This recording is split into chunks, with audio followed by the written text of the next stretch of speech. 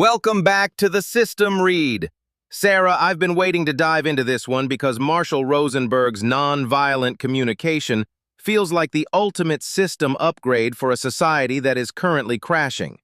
It's not just a book, it's a language of life that suggests our natural state is compassion, but we've been conditioned into a language of violence. Marcus, I knew you'd say upgrade. But to me, it feels more like a patch for a bug that's actually a feature of human nature. You see a language of life, and I see a manual that asks people, usually the ones with the least power, to do an incredible amount of emotional labor just to avoid being stepped on. It's not about being stepped on. It's about the fact that all of us are currently trapped in life-alienating communication that relies on moralistic judgments, classifying people as good, bad, right, or wrong. When we label someone a toxic coworker or a narcissistic ex, we're using a language that actually promotes violence because it attributes the cause of conflict to wrongness in the other person, rather than looking at what's actually happening. But Marcus, sometimes people are wrong. If someone is gaslighting you in a relationship, or a boss is being a tyrant in a Slack channel, calling that behavior wrong isn't violence. It's an observation of reality. Rosenberg wants us to observe without evaluating, which he calls the highest form of human intelligence. Honestly, it sounds like a great way to let people off the hook for being jerks. But jerk is the evaluation, Sarah. Rosenberg tells this story of a school staff that called their principal a big mouth. That's an evaluation. The observation was that he told stories about his childhood that made meetings run 20 minutes late. When you use evaluations, people hear criticism and invest their energy in self-defense or counterattack rather than hearing what you actually need. In a world of cancel culture, we're all so busy diagnosing each other's moral failings that we've lost the ability to actually solve the problems. Oh, so if someone tweets something bigoted, I should just say, when I see those characters on my screen, I feel a sensation in my chest. That's going to stop a political movement? Rosenberg argues that all judgments are tragic expressions of unmet needs. If someone is knowingly choosing aggression to gain power, Marcus, identifying their unmet need for connection isn't a strategy, it's a surrender. Is it a surrender if it works? He once sat in a refugee camp while people screamed, "Murderer!" and "Child killer!" at him. He didn't argue or defend himself. He just listened for the feelings and needs behind those labels, the desperation for housing, the need for political independence. After 20 minutes of that emotional labor you're worried about, the man who called him a murderer invited him home for dinner. That's not surrender. That's the power of empathy to diffuse danger. That's a beautiful story, Marcus. But I worry about the wall. Rosenberg mentions a wife who felt like she was married to a wall because her husband wouldn't talk. He says she should express her feelings of loneliness instead of criticizing him. But what if the wall wants to be a wall? In modern dating, we see this all the time.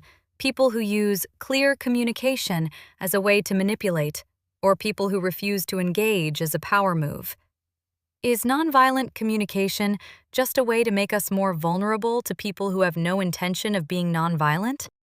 Actually, NVC is built on taking responsibility for our feelings.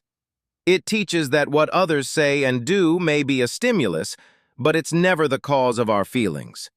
If I feel hurt by a comment on social media, it's not the comment that caused it. It's my need for respect or belonging that isn't being met.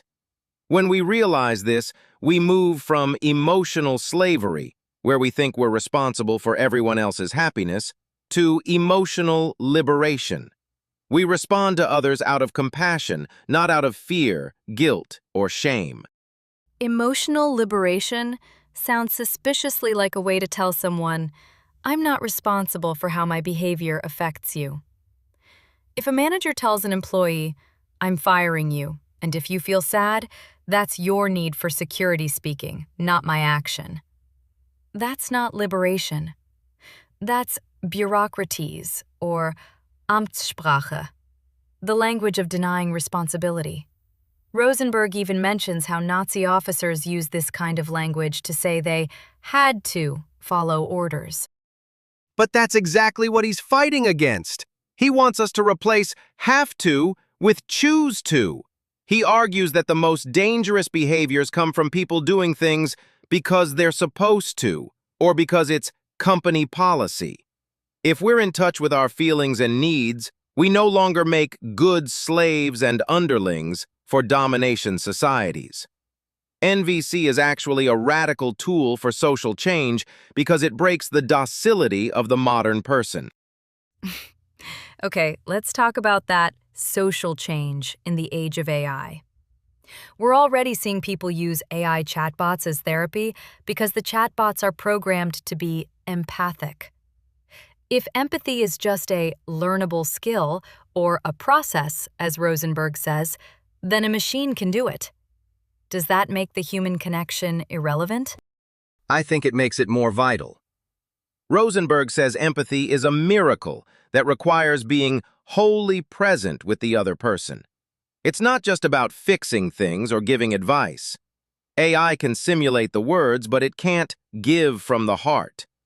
When we use NVC, we're trying to create a flow between ourselves and others based on mutual giving.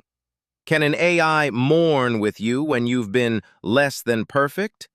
Can it help you with self-forgiveness by connecting to the needs you were trying to meet when you messed up? Maybe not. But let's get practical. Let's talk about parenting. Rosenberg tells a story about his son not taking out the garbage. He says, if we use punishment or rewards, we're just using punitive force. But Marcus, if you're a parent in a toxic workplace with no time and your kid won't brush their teeth, sometimes you just need them to do the thing. He asks us to distinguish between requests and demands, saying it's a demand if the person is punished for not complying.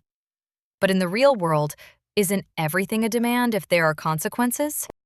Not if the protective use of force is applied correctly. Rosenberg says force should only be used to prevent injury or injustice, never to punish or make someone repent. If you grab a child running into the street, that's protective force.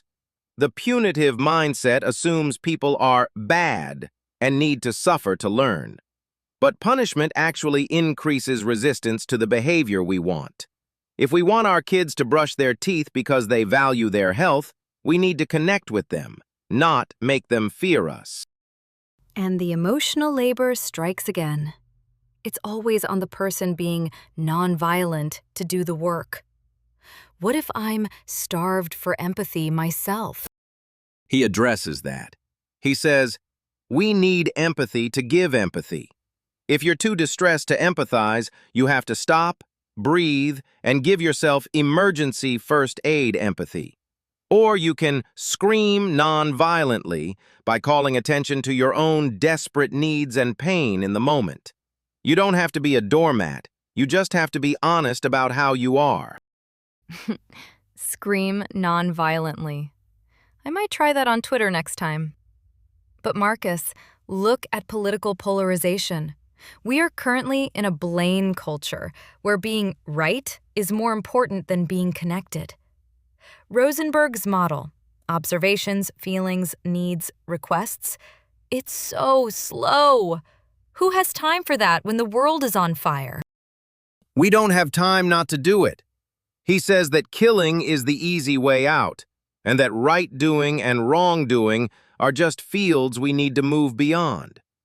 If we keep using the language of evil empires and oppressors, we're just fueling the fire of physical violence with our passive violence. Changing our language is the first step to creating a compassionate world. It's not just about nice talk. It's about a quality of presence that turns an enemy into a human being. I'll give you this. He's not naive. He grew up in the Detroit race riots. He's worked with gangs and in prisons. He knows how monstrous people can seem. But I still struggle with the idea that needs are universal. Do we all really share a need for spiritual communion or play? In a world of extreme inequality, doesn't it feel a bit privileged to talk about needs like beauty or inspiration? Maybe. But he'd argue that even the most pitiful young men who act violently are just trying to meet their needs in the only way they know how. If we can see the life-serving core, even in anger, we can find new solutions to impossible impasses. He says, "The world is what we have made of it. If it's ruthless, it's because we've made it ruthless by our attitudes and our language." So the final philosophical clash, Marcus. Does NVC reveal humanity at its best, or does it assume we're better than we really are? It assumes we want to give from the heart because that's where our greatest joy comes from. It's the missing operating system that reminds us how to be human even under trying conditions. And I think it's a beautiful ideal that breaks under the pressure of real-world power dynamics. It's a language of life for a world that doesn't exist yet. But I suppose I'd rather live in your world than the one we have. Then maybe we should start by asking, Sarah, what are you needing right now that you're not receiving? I need you to buy the next round of coffee, Marcus. That's a concrete action that would enrich my life. Thank you for listening to this discussion on the System Read podcast. If you enjoyed this episode, please hit the like button and subscribe to ensure you don't miss our upcoming deep dives.